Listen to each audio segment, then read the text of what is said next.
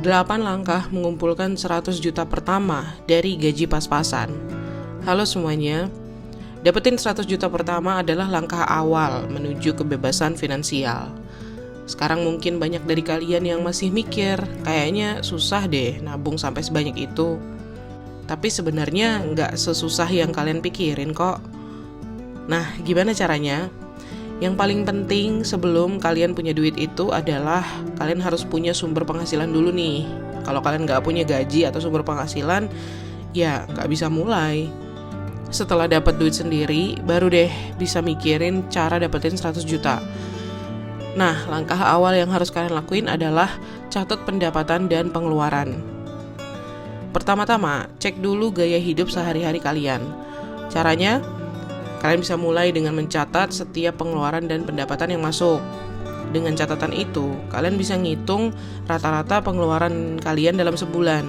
Jadi, kalian punya panduan nih buat langkah selanjutnya biar bisa ngumpulin 100 juta pertama. Terus, langkah yang kedua adalah tentuin target.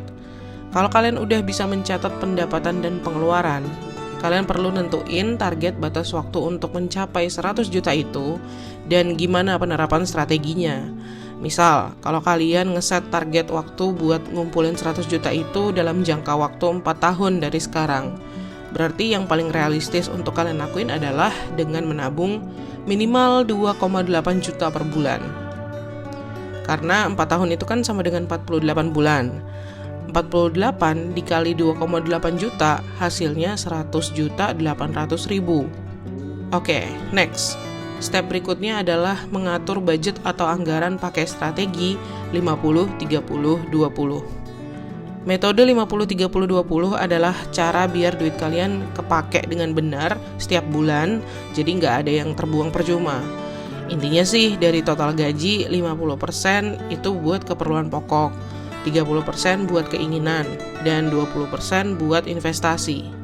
Dengan ngikutin rencana ini, harapannya semua duit kalian bisa dialokasiin sesuai dengan rencana investasi yang udah kalian buat.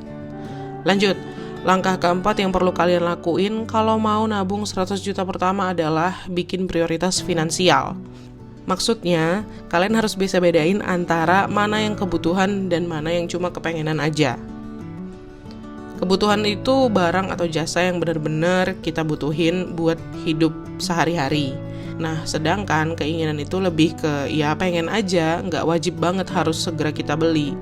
Pokoknya keinginan ini nggak bikin kita harus buru-buru beli deh. Tapi ya kadang susah juga sih bedain mana yang penting dan mana yang cuma pengen. Jadi kuncinya ada 2 nih. Yang pertama, pertimbangkan berulang kali setiap kali kalian pengen beli sesuatu. Dan yang kedua, tunggu 1-2 hari buat beli barang itu. Dan lihat gimana perasaan kalian setelahnya, masih pengen beli nggak? Ini saran terakhir sih, kalau kalian masih ngerasa kurang yakin, kalian bisa coba minta pendapat pasangan atau teman atau orang kepercayaan yang bisa bantu ngasih masukan ke kalian. Next, langkah kelima yang wajib banget dilakuin adalah investasiin duit kalian. Soalnya lewat investasi, target keuangan kalian bisa kesampaian lebih cepat, bahkan bisa melebihi targetnya juga. Salah satu cara buat ngumpulin 100 juta pertama adalah pakai reksadana saham. Reksadana saham itu produk yang mayoritas duitnya dialokasiin ke saham minimal 80% lah. Misalnya ada reksadana saham di aplikasi investasi, namanya Sukor Invest Syariah Equity Fund, pertumbuhannya bisa sebesar 74,28% dalam 5 tahun. Jadi rata-rata nilainya sekitar 14,8% per tahun, lumayan kan?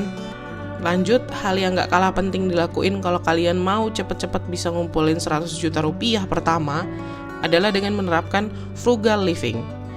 Frugal living atau hidup irit tuh gaya hidup yang bikin kita fokus pada keperluan penting dan mengontrol kepengenan-kepengenan kita. Tapi ini beda ya sama minimalis. Minimalis lebih ke arah hidup sederhana, tanpa stres, dan lebih produktif. Sedangkan hidup irit yaitu tadi, fokus sama keperluan yang penting-penting aja untuk dibeli.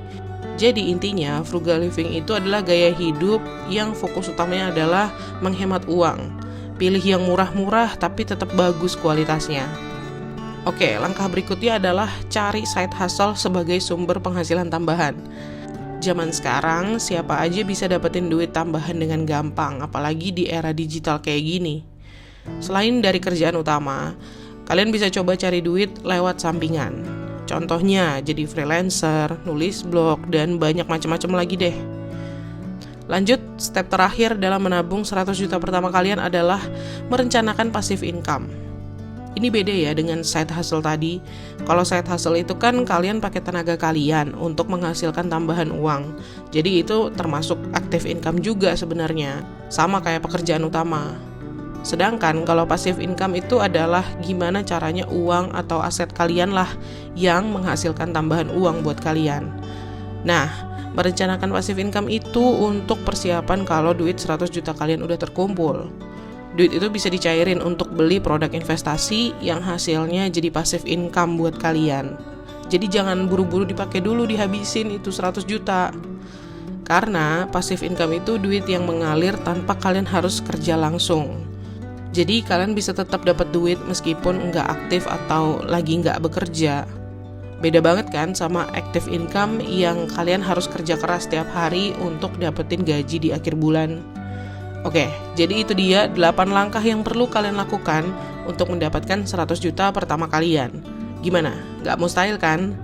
Coba dong yang udah berhasil ngumpulin 100 juta pertama atau yang punya tips tambahan, share pengalaman kalian di kolom komentar. Terima kasih udah nonton. Jangan lupa klik tombol like dan subscribe, dan komen tips apa lagi yang kamu butuhin seputar finansial.